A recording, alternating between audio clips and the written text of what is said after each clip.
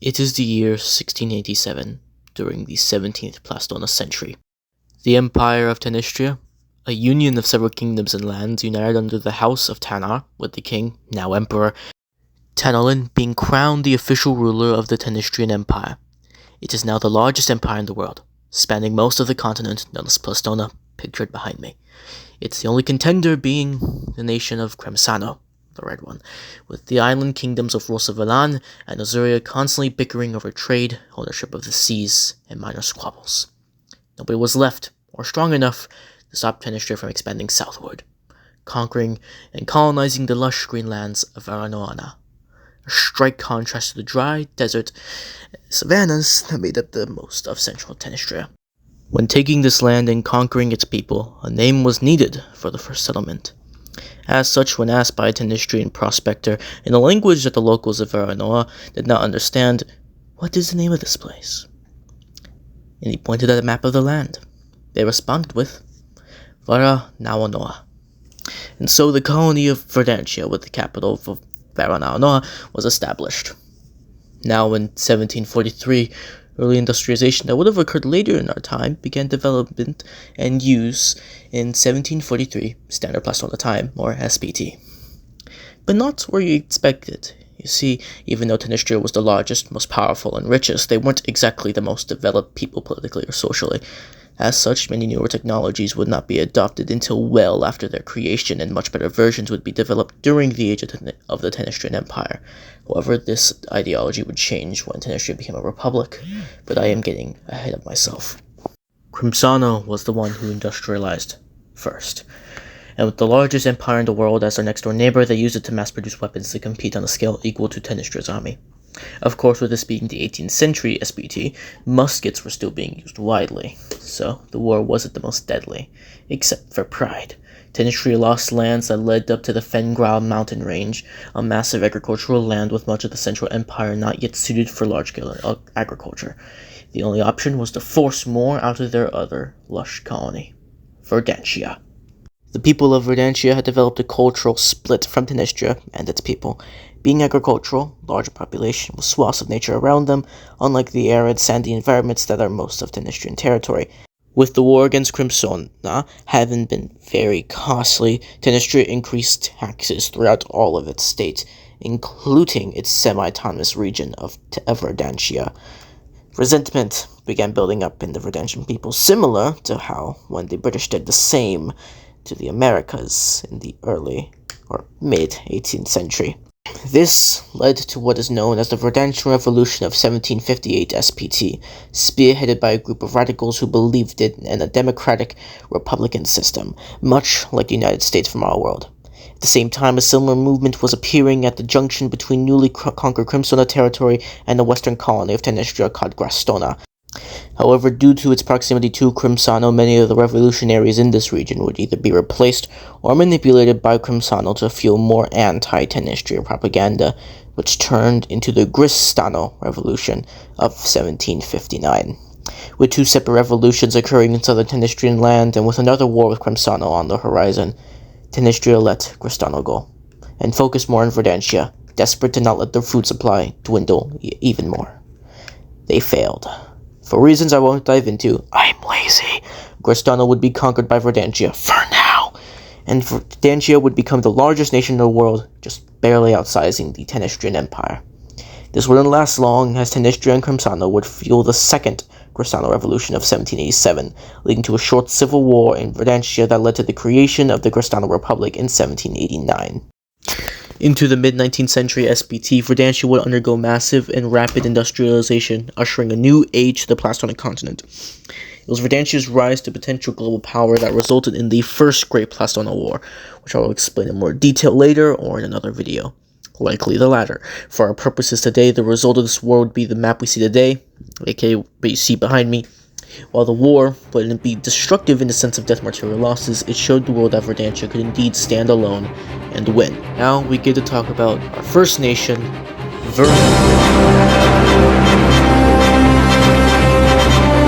Ooh, baby, we finally get to talk about our main player in my series, Verdantia. Now, as discussed before, Verdantia resembles the US in some aspects, being a democracy that rose up against an empire that was taxing them after a major war, having a civil war, except this one didn't go so well, then industrializing to become a world power. Not that there's many nations to begin with, there's only 6, so it was bound to be one eventually. But if we want to talk about Verdantia, we have to talk about politics first. Verdantian politics, that is, which won't be shown much of Verdantia, but it's important to know if we want to understand some rather stupid decisions that get made. This quote summarizes a lot of the politics. A city of hollow dreams and empty screams. Money talks, blood walks. Every deal comes with a loaded gun. You see, nobody trying to kill you tells you that. There isn't any yelling or curses like in the movies. You see, your murderers come with smiles. They come as your friends. Decisions in the middle layer of politics in Verdantia between local governors, rising politicians, potential candidates for senators and congressmen, all kill, bribe, and lie to the top. It's not hidden, at least not purposely. There's no point to hide something everyone would do after all. But this leads to an unstable command structure. High command is often unreliable, inconsistent, and useless. So much of field command and logistics is controlled and operated by lesser commanders and the highest leaders and generals, with the people in the middle being, well, the middleman, just delivering messages before going back to bickering about who ate the last cheese roll. Now we get to talk about the juicy part. The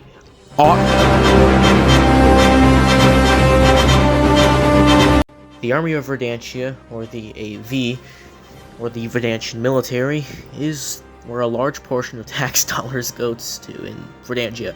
Now, due to Verdantia's large population, the most numerous of their military, of course, is their army.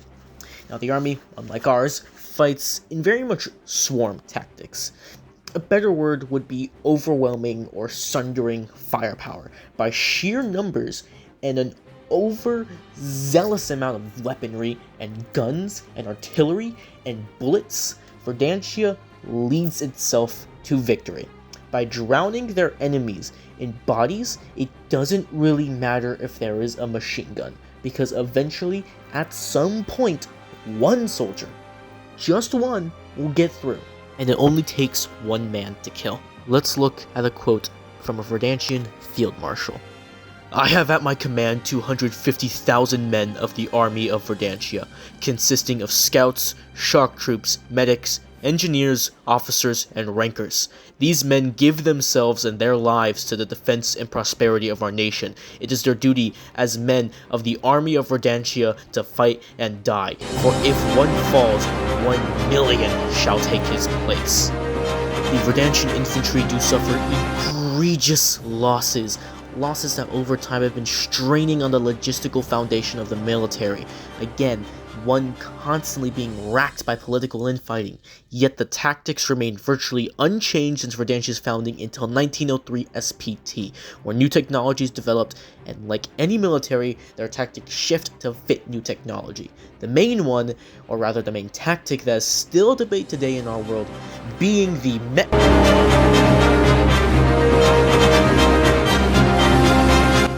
Because of Verdantia's tactics of overwhelming firepower and sundering might, they needed to get to the enemy position fast and hit hard when they get there. So when vehicles like early armored cars, tanks, and trucks hit the scene of modern combat in the late 18th and early 19th centuries of Plastona, Verdantia instantly jumped at the opportunity to use them. To keep it simple for this world, as it is a relatively simple world, the word mechanized here simply means having a moving vehicle of some kind. This umbrella covers two separate kinds of divisions. The first being mobilized divisions, which are infantry that use trucks, half-tracks, or other modes of vehicular transport to get to the battlefield, then dismount to fight any bunkers or trenches or any enemies they may encounter along the way. The second is the armored divisions, which are equipped with tanks, self-propelled guns, or tank destroyers, as well as trucks and half-tracks to allow their infantry to move along with them, as again, tanks are designed first and foremost as infantry support. But in this case, with the armored divisions, the infantry supports the armor's advance by clearing places which tanks cannot reach. The mechanized legions of the Verdantian military, while new and undisciplined, are not to be trifled with. They are fast, they are cunning, and they are many. For every gun you point at a tank, 5 guns are pointed at you. While the entire Verdantian military is mostly made up of infantry, with only around a fourth of their forces being mechanized, this led to one very, very special platoon. The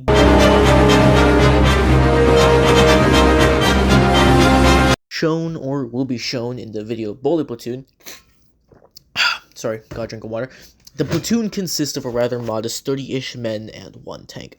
The M60/Bully. The Bully being in its nickname in the universe. You see, the reason this was made, much like the Tiger I from our world, was to spearhead assaults, a strong, rather mobile, and powerful piece of equipment that punches harder through enemy lines for the rest of the army to flood through. It was also designed to counter Tenestrian armor, as by the time Verdantia began mechanizing into full army corps, not just mechanization in general, Tenestria had fully industrialized and put their massive heaps of natural resources of iron and steel and diesel and coal into mechanization and making tanks upon the thousands. Well, Verdantia was making a couple hundred. So Verdantia needed something to counter a horde of enemy armor. However, unlike the Tiger, which went into production somewhat, the Bully was never put into mass production, and only got 1 functional take left from the program of 70 batches. 70 models. The M60, this one specifically being the only working of those prototypes. But during the start of the war, as seen in the video The Coalition Attacks, or Marches, attacks, yes, Crimsano, Azurian, and Rosavillan troops marched into Verdantia, punching a small hole in which Tenestrian and Plastona troops and armor came in.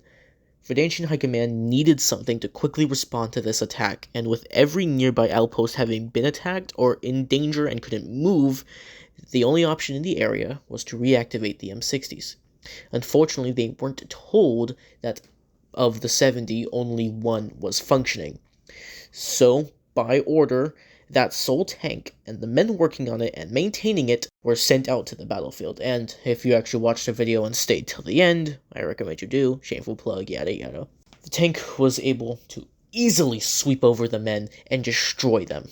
But how is it so powerful? It remains a secret to this day, as the blueprints for the tank were lost when the project for it was cancelled, and with no blueprints to make more, High Command bickered over whether or not they should scrap them. Of course, because out of 70 made, only 1 was working, and only 1 could be maintained.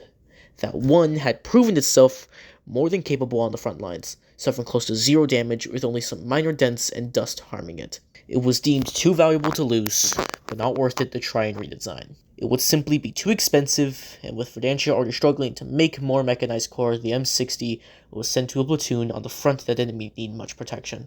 Thus, Bully Platoon was made, created in secret with orders to keep the tank out of the enemy eyes as much as possible, and if they were to ever encounter the enemy, the tank in the platoon was to ensure there were no survivors, no prisoners to be taken, and no witnesses. 60 is one of the most dangerous machines to ever be created.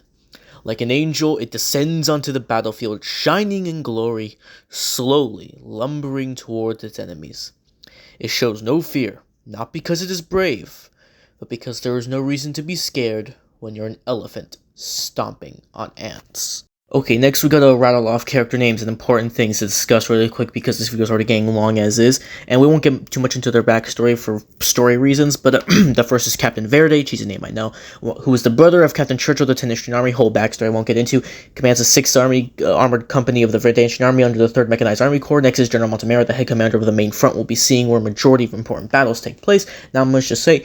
As for the players in Bully Platoon, there are of course Sergeant Collins, Private Winston, Corporal Nan, and Lieutenant Vark. Sergeant Collins is, of course, the main character of Bully Platoon, but what isn't explained in the first episode is that he is one of the few experienced men of the platoon, as many of the boys there haven't seen combat. Private Winston, nicknamed Wind, is one of the boys who's never seen combat, but the sergeant was dragging him along since Winston is just a good soldier. The lieutenant, as well as Corporal Nan, were some of the very few survivors of the Battle of Fort Decker, which was in the video at the beginning of the end. During the initial retreat before the eventual capture of Fort Decker, Lieutenant Vark's men were slaughtered by an HMG position, leaving only a lucky, very scarred, and very traumatized squad left. This squad is the most experienced group and is primarily led by Corporal Nan because of this, and because of the platoon's orders to remain top secret, Nan is incredibly cautious, nervous, and prone to anger against the rather antsy and battle-hungry recruits in the rest of the platoon. While not going too deep into it, the main conflict of Bully Platoon is not the enemy, but rather the bully, or rather, if the bully should be used, if a nearly indestructible weapon with unmatched levels of destruction on the ground should be used at all, or merely kept until it's absolutely needed in the defense of the nation, these views being shared by Sergeant Collins and Corporal Nant, respectively. But to end this first video, I'll leave you with a quote from the President of Verdantia. "Think not for the future, Plastona, General, for that is in fate's hands. Think not for the future of the world's people, no matter how innocent they may be. Think not for the millions of lives that will be left in our wake, for they will be dead. Think not about rousing speeches or morale, for as of now there is only war. They have their weapons, so give them this order. We are coming. Kill them all." Thank you so much for watching. I hope you have a great rest of your day.